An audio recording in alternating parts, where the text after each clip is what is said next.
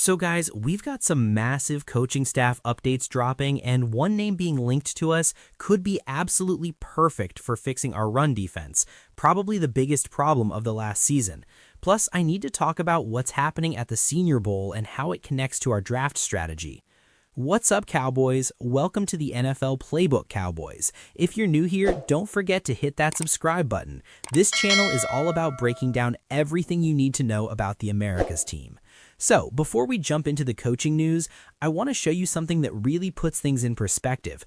Fox NFL just released the home attendance numbers for the 2025 regular season, and guess who's sitting at number one? Us. The Cowboys pulled in over 743,000 fans at home games this season. Denver's in second place with 687,000, and there's this massive gap between us and them. Like, I'm talking about 57,000 people, which is roughly the same difference between second place Denver and eighth place Baltimore. That's insane when you think about it. All right, let's get into the big news. Nick Harris, the Dallas Cowboys beat reporter, dropped some really interesting reports about our defensive staff coming together. He basically said we're bringing in multiple coaches for interviews, including Zach Orr, who was the Ravens DC.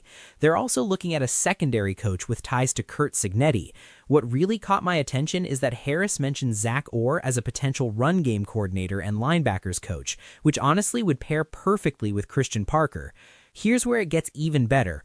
Orr was also being considered for the Chargers DC job, but overnight they filled that position with Chris O'Leary, their former guy, so now he's basically free to come to Dallas, and I think there's a really good chance that happens. This would be a massive win for us, guys.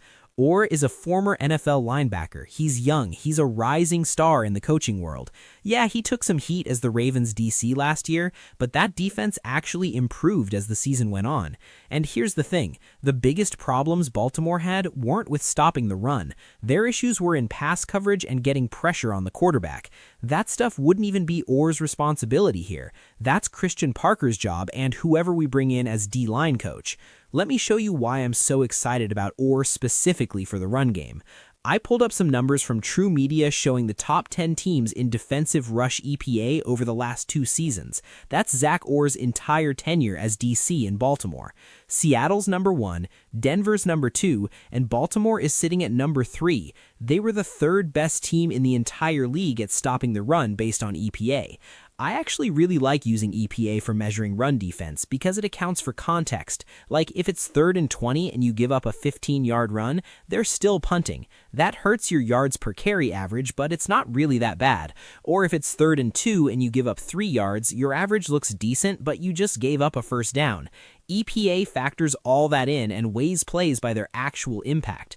So when you look at it that way, Orr's Ravens were one of the best in football at what he'd be doing here, getting it done against the run. He's worked with some talent in Baltimore, but it's not like they had superstars at every level. Obviously, Kyle Hamilton is incredible. They've got some solid D linemen, but that was really just a well-coached defense. Getting Orr now that the Chargers job is off the table, I think it's genuinely going to happen. That would be an A+ hire for Parker. I mean, I actually thought Orr wasn't a bad DC candidate himself. Not my top choice, but solid. To get him as our linebackers coach and run game coordinator, that's perfect. Now there's also news coming from the Senior Bowl down in Mobile, Alabama. Stephen Jones was down there, and look, this is interesting because we're seeing way less of the Jones family talking publicly lately. We haven't heard from Jerry at all, which I think is actually a good thing. And when Stephen does talk, it's been pretty standard stuff, just keeping it professional. You know, this is what we're doing, can't comment on that, see you guys next month. I'm honestly a fan of that approach. It seems like things are trending in a good direction with how they're handling media stuff. The other big situation we need to address is the Javvante Williams contract talks. Getting him locked down on a team-friendly deal would be huge, and I really think it's going to happen. This is probably going to be their clear-the-deck move before they tackle the bigger free agency and draft decisions. Think about it. After the 2024 season, our running back room was absolutely in shambles. It was a complete front office mess, but if they can get Williams signed to a reasonable deal, suddenly we've got a running back room with experience, youth, explosiveness, and actual depth. We still have Blue developing. Don't forget about Phil Maffa and Hunter Lupke at fullback. In one season, we could go from maybe the worst running back situation in football to something really solid and deep. That's a massive upgrade, guys. They just have to execute and get the deal done. I believe they will. You know what's interesting too? There's this pattern with linebackers becoming great head coaches. Chuck Noll, Bill Parcells, Bill Belichick, Bill Cowher, even Brian Schottenheimer's father, Marty Schottenheimer, was a linebacker in the NFL and AFL. He played for the Bills, Patriots, Steelers, and Colts. There's definitely something about that linebacker mentality that translates to coaching. I actually think about this from personal experience. I played offensive line through college, and there are basically two types of guys who play these physical positions in the trenches. You've got the total meathead types who just love destroying people, and then you've got guys like me who have this weird intellectual approach to the violence. Because honestly, think about it. A normal person doesn't choose to bash their head 80 snaps a game and try to physically dominate another human being. You break fingers, destroy your knees. It doesn't make logical sense. So you need people on both ends of the spectrum, the total meatheads seeking destruction, and then the weird guys who find this academic pleasure in the chaos of it all. I mean, a third of my O-line room in college were engineers, doing triple integrals and differential equations, then talking about pancaking people. That's just how it works. You get these thinking man types who leave playing and transition into coaching.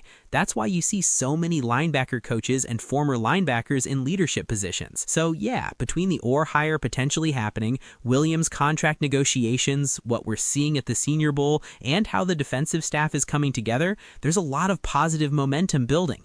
The Combine's coming up soon too, and we're going to see even more prospects rising and falling on draft boards.